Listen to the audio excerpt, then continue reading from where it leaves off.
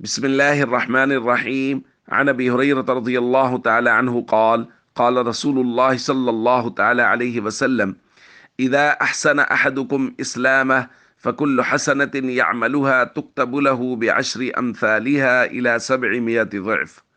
رواہ البخاری۔ نبی کریم صلی اللہ علیہ وسلم نے ارشاد فرمایا، تم میں سے کوئی شخص جب اپنے اسلام کو عمدہ بنا لے تو ہر نیک کام جو وہ کرتا ہے اس کے عوض 10 سے لے کر 700 گنا تک نیکیاں لکھی جاتی ہیں۔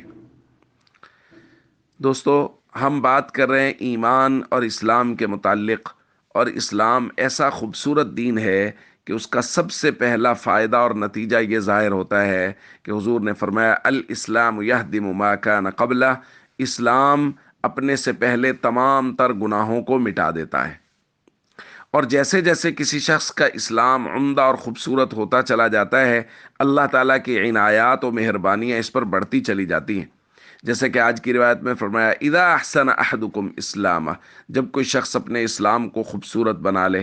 دوسری روایت میں فرمایا اذا اسلم العبد فحسن اسلامہ، جب کوئی شخص اسلام لائے اور اس کا اسلام خوبصورت ہو جائے۔ تو یہ اسلام کا خوبصورت ہونا، بھائی اس کا بار بار ذکر آ رہا ہے۔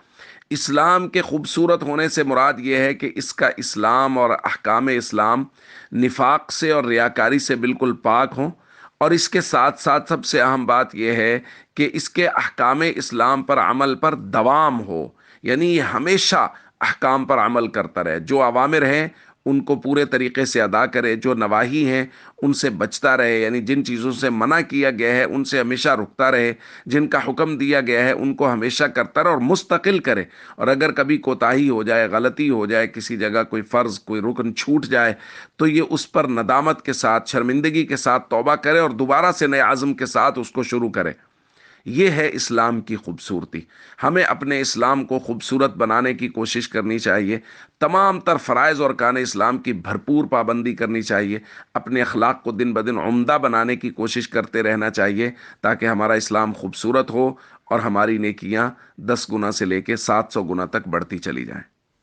السلام علیکم ورحمۃ اللہ وبرکاتہ۔